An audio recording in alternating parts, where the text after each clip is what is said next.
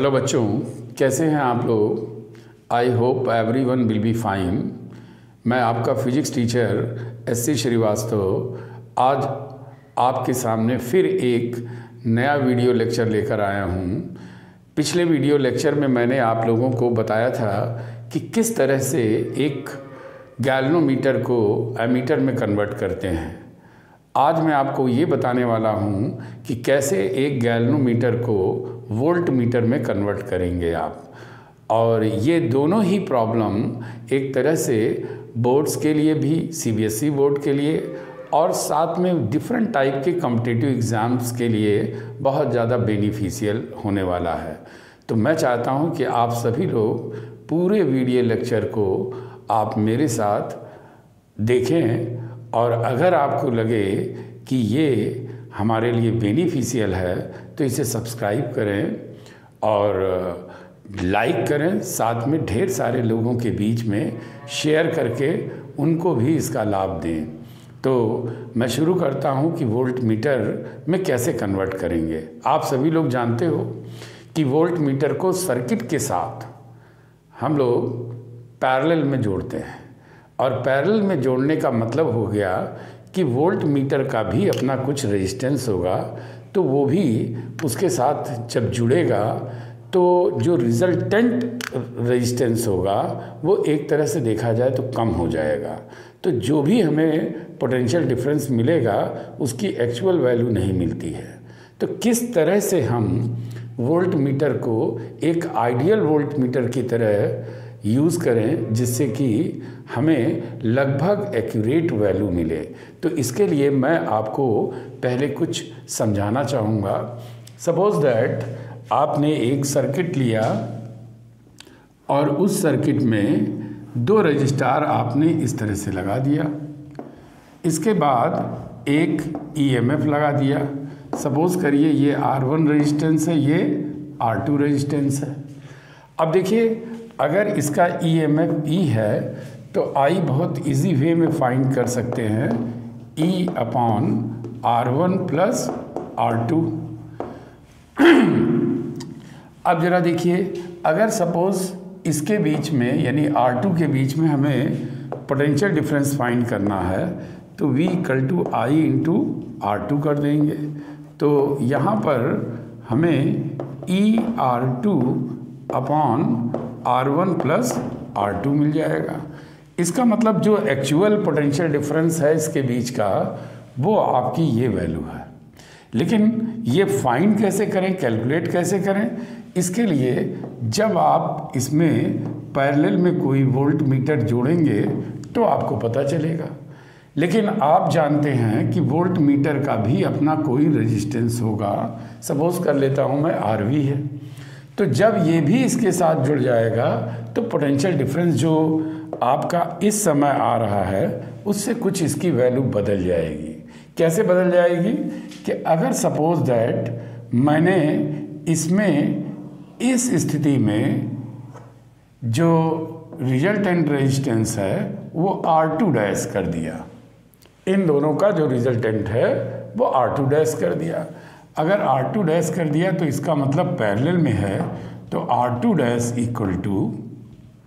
1/RV plus 1/R2 मिल जाएगा।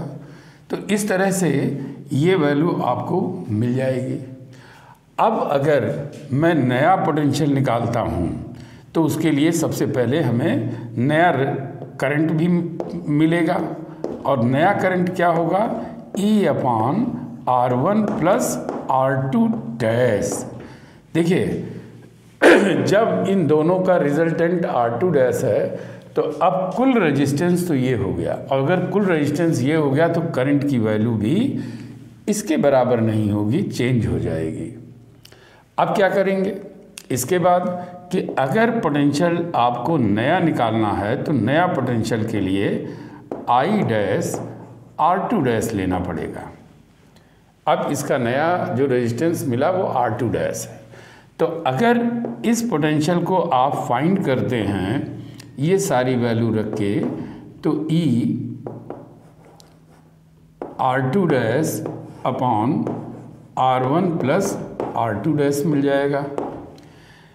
इसका मतलब ये हुआ कि जो पोटेंशियल आना चाहिए वो V है और यहाँ हमें जो मिला है वो वैल्यू है V डैश।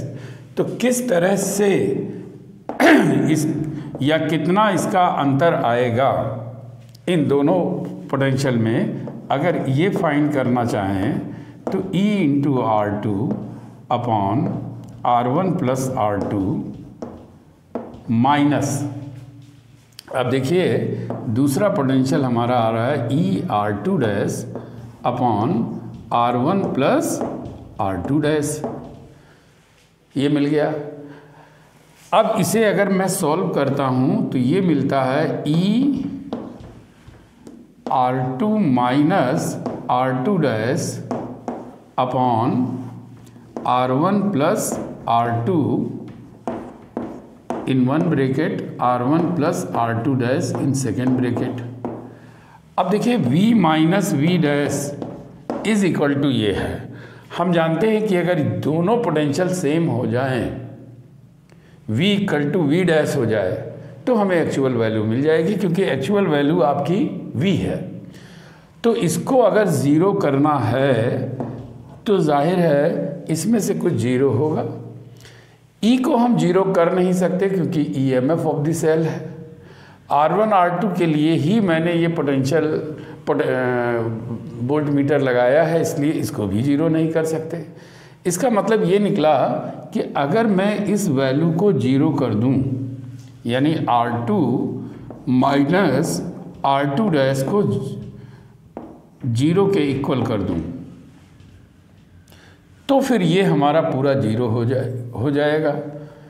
और अगर ये ज़ीरो हो जाएगा तो ऐसा अगर कहा जाए तो इसका मतलब है V equal to V dash हो जाएगा। तो अगर इसे ज़ीरो करते हैं तो देखिए क्या मिलता है, R2 is equal to R2 dash, या दूसरे तरह से कह सकते हैं R1 upon R2 equal to 1 upon R2 dash. 1 upon R2 dash की वैल्यू आपको मिली है ये, तो इससे जो मिलेगा वो होगा 1 upon RV plus 1 upon R2। ये दोनों वैल्यूज़ आपस में कट जाएं, जो कि कट रही हैं, तो 1 अपॉन RV इक्वल टू 0, यानी RV इक्वल टू जो मिलेगा वो इनफाइनाइट मिलेगा। यहाँ पर आप देख रहे हैं RV इक्वल टू इनफाइनाइट। इसका मतलब ये हुआ कि अगर एक आइडियल वोल्ट मीटर हो तो उसका रेजिस्टेंस इन्फिनिटी होना चाहिए। अगर इसका रेजिस्टेंस इन्फिनिटी की बात करें तो इन्फिनिटी तो पॉसिबल नहीं है, लेकिन इतना ज़रूर किया जा सकता है कि इसकी वैल्यू ज़्यादा से ज़्यादा ली जा सकती है। तो हमें कुल मिला के ये समझ में आया कि अगर हम इस वोल्ट मीटर को धारा मापी को या गैल्वेनोमीटर को वोल्ट मीटर में कन्वर्ट करना चाहते हैं तो उसका रेजिस्टेंस बहुत अधिक होना चाहिए। और बहुत अधिक कितना होना चाहिए, RV इक्वल टू इन्फिनिटी के इक्वल होना चाहिए। तो इसको कैसे हम लोग पाएँ, इसके लिए क्या करेंगे कि अगर हम इस धारा मापी या गैल्वेनोमीटर के सीरीज़ में कोई एक बड़े से बड़ा रेजिस्टेंस लगा दें तो फिर ये गैल्वेनोमीटर वोल्ट मीटर में कन्वर्ट हो जाएगा, क्योंकि जितना ज़्यादा बड़ा रेजिस्टेंस होगा उतना ही अधिक V equal to V dash के पास पहुँचेगा। यानी कहने का मतलब है V डैश की वैल्यू V के पास आएगी। तो इसको किस तरीके से बदला जाए, जिसे मैं एक तरह से देखा जाए तो प्रॉब्लम को, न्यूमेरिकल प्रॉब्लम को लेते हुए आगे आपको समझाने वाला हूँ। अभी आप लोगों ने देखा कि एक गैल्वेनोमीटर को वोल्ट मीटर में कैसे कन्वर्ट करेंगे। तो उसके लिए गैल्वेनोमीटर में सीरीज़ में एक बहुत ही हाई रेजिस्टेंस का वायर लगा देते हैं, उस वायर को बोलते हैं शंट। तो मैंने यहाँ पर एक छोटा सा सर्किट का पार्ट लिया है।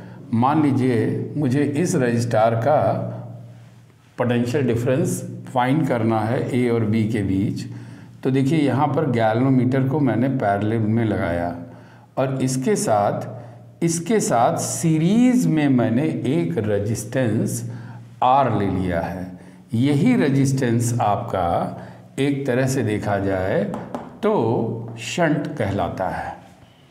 अब जब इसको आप सीरीज़ के साथ जोड़ेंगे तो जाहिर है कि जो रिजल्टेंट रेजिस्टेंस होगा वो कम हो जाएगा, बहुत कम हो जाएगा। यहाँ पर इसका रेजिस्टेंस काफ़ी बढ़ जाता है। तो इसका मतलब ये हुआ कि अगर मैं यहाँ से ये मान लूँ कि रेजिस्टेंस ऑफ गैल्वेनोमीटर G है, करंट अगर इसमें फुल डिफ्लेक्शन के लिए IG यूज़ होती है और रेजिस्टेंस ऑफ शंट R है, तो किस तरह से आप इस गैल्वेनोमीटर को वोल्ट मीटर में कन्वर्ट करेंगे। तो देखिए V इज़ इक्वल टू, यानी इसके बीच का पोटेंशियल बता रहा हूँ। अगर ध्यान से देखें तो ये IG into G plus R के इक्वल होगा, यानी total resistance capital G plus R यहाँ मैंने दे दिया है वो होगा, और जो करंट इससे होकर जा रही वो IG है। तो अगर मैं यहाँ से R की वैल्यू को फाइंड करूँ तो कुछ इस तरह से मिलेगा, G plus R is equal to V upon IG, या R equal to V upon IG minus G। एक तरह से देखा जाए तो ये फार्मूला हमें छोटा सा मिलता है जिसके थ्रू हम निकाल सकते हैं। अब ज़रा एक प्रॉब्लम हम लोग देखते हैं।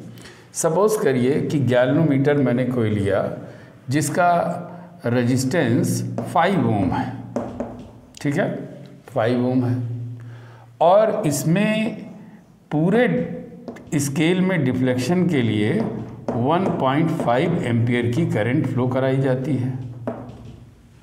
समझ में आया होगा। अब जरा देखिए कि अगर मैं आपसे ये कहता हूँ कि IG की वैल्यू 1.5 एम्पियर है, गैल्वेनोमीटर का रेजिस्टेंस जो दिया हुआ है वो 5 ओम है, और मैं चाहता हूँ कि 0 से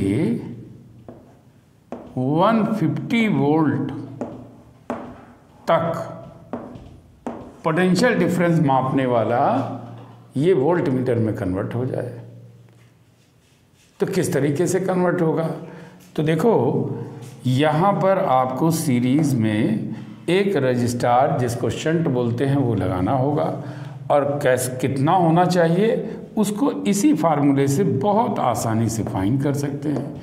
यहाँ है 150 वोल्टेज, IG दिया हुआ है 1.5 और माइनस G की वैल्यू 5 है।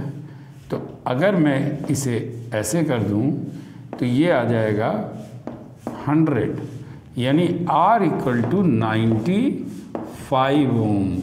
यानी अगर मैं इसके सीरीज़ में 95 ओम का रेजिस्टेंस लगा दूं तो 150 वोल्ट तक मापने वाला ये एक तरह से वोल्ट मीटर में कन्वर्ट हो जाएगा। जैसे एक प्रॉब्लम और लेते हैं। मान लीजिए कि गैल्वेनोमीटर का रेजिस्टेंस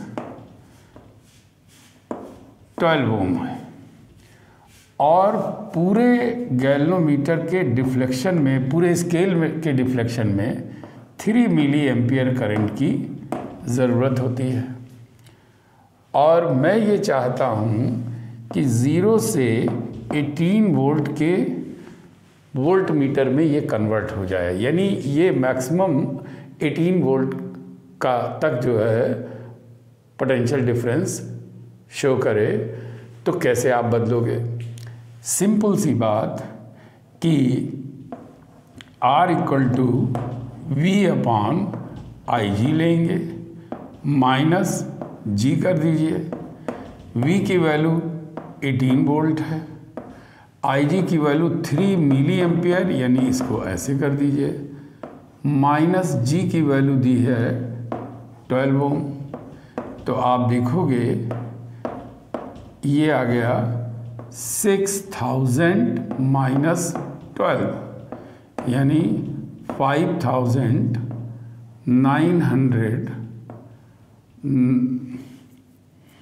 900 ले लीजिए और 88 हो जाएगा। इतने ओम का रजिस्टार अगर आप इसके सीरीज़ में लगा देंगे तो ये गैल्वेनोमीटर एमीटर में कन्वर्ट हो जाएगा।